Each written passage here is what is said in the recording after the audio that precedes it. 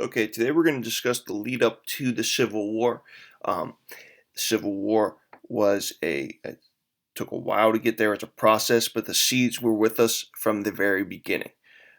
Slavery was an institution that could not exist. It was fundamentally um, and just did not fit within our Constitution, our Declaration of Independence. It was in opposition to those documents and those founding ideals that proposed freedom for all and equality for all, equality of opportunity for all, and obviously with slavery that did not exist.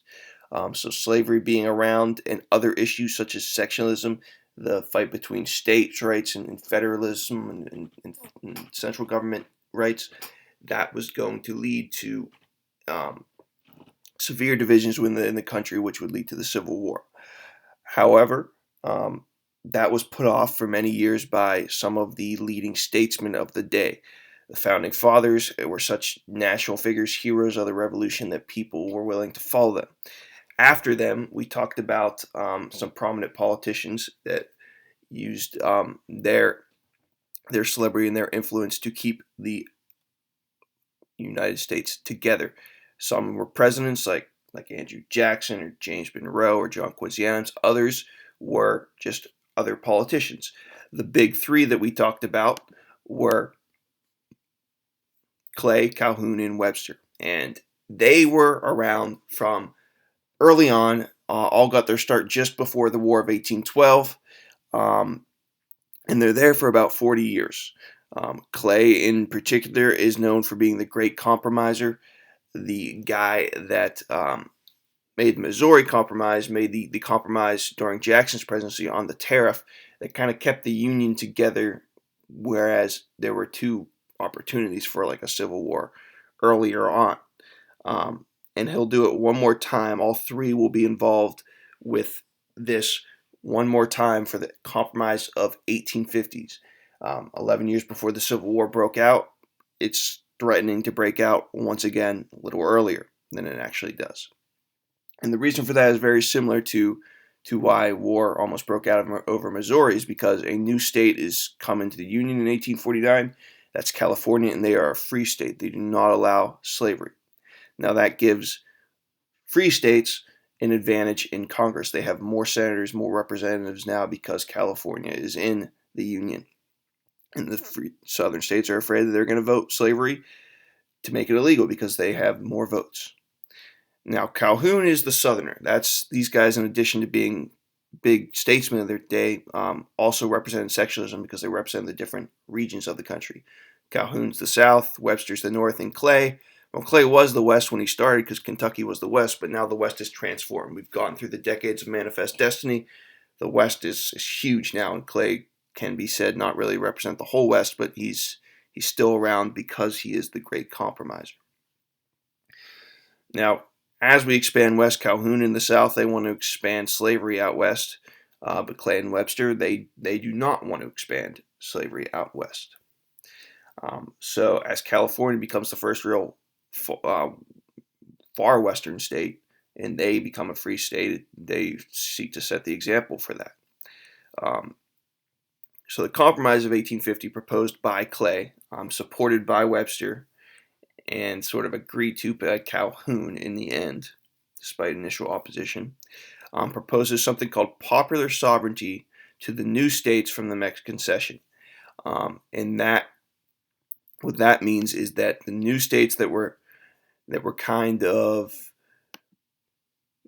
brought into being by the Mexican War just before California became a state. That's California, that's the Utah Territory, that's New Mexico, and that really just confirms parts of Texas. Then we have new states that were not part of the Union during the Missouri Compromise, so people were unsure whether they were going to be slave states or whether they were going to be free states. Now, California, on their own, chose to be a free state. And now, what about the rest of them? The South wants them to be slavery, North wants them to be free states. The Compromise of 1850 says it's going to be up to the people that settle in the territory and live in the territory. So All they're saying is that Utah and New Mexico, these new territories that haven't yet become states like California, will get to decide on their own. Now, Utah's above the Missouri Compromise line. Um, that's the line right here that says nothing south of or north of Missouri can be a slave state. So Kansas and Nebraska are not included in the Compromise of 1850. They're still going to be free states. It doesn't give the South too much, but it gives them something so they can say, okay, we are possibly going to get more slave states. The other part of the compromise to appease the South and allow California to become a free state and upset the balance is the Fugitive Slave Act of 1850. Now, runaway slaves, that was still illegal, and the Underground Railroad was around many decades before 1850, helping those slaves escape. But the North really, and there was slave acts that said that you had to return slaves to their owners, but the North really ignored those. The Fugitive Slave Act was going to strengthen those runaway laws and make it impossible to ignore any longer. The slaves that ran away had to be returned to their owners. And if you had contact, if you helped a slave or you ignored a slave running away, then you could face punishment as well. So up to $1,000 fine, which was huge in those days, and possibly up to 6 months in prison for helping or just ignoring a escaped slave. So this really puts it on people who are part of the Underground Railroad. Now they have huge punishments coming their way. But you didn't have to be. You could just be a normal person who had contact with a slave and hid them or allowed them to escape. You were required by law to report a slave or to do what you could do to recapture that slave. So naturally, this is going to be popular in the South but hated in the North because now it makes the Northerners part of slavery. Before, a Northerner might say, okay, well, there's no slavery in my state. I don't own slaves. Yeah, those guys in the South are doing it, but I'm not part of it. They could try to wash their hands of it and say, okay, it doesn't affect me.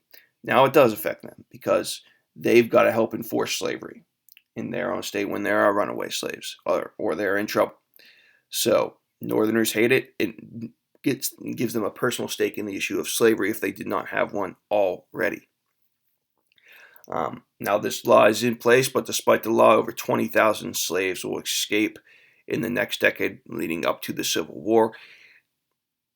Just goes to show you can ban something, but if it's wrong, people will disobey it using civil disobedience. People will break the law if they don't believe in it and they think it's wrong. So it does not work in the sense that it doesn't really slow the escaping of slaves. It doesn't discourage that, but it does allow for over 300 slaves to be returned to their owners in this manner, whereas before maybe some of those would have escaped. Now, Henry Clay, John C. Calhoun, and Daniel Webster will all be dead within a few months of each other by the early 1850s. So the Compromise of 1850, their last attempt to stave off civil war, was successful in staving off the war, but really it just planted the seeds for the war at the same time as well. By this time, they're all dead, and the war is looking more and more inevitable, but there are still some steps we need to take to get there. So that will be the Kansas-Nebraska Act, the first step at that.